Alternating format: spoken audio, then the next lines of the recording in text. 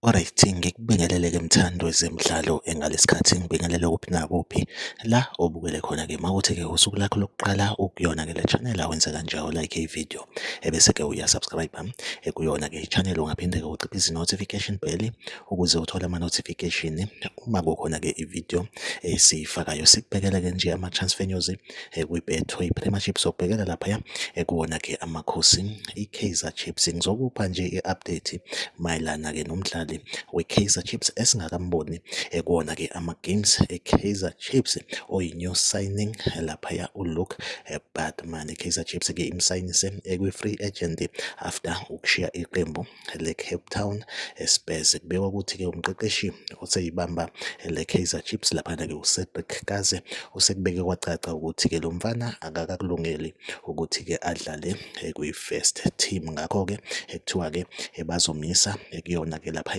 i-MDC yayo-ke i-Kaizer Chiefs laphayana-ke uLuke Budman. Iyona update-ke nje engiyiphethe-ke njengamanje, like ividiyo usubscribe kuyona-ke i-channel. Mina nawe asihlangabezane kwividiyo elandelayo, nisale kahle.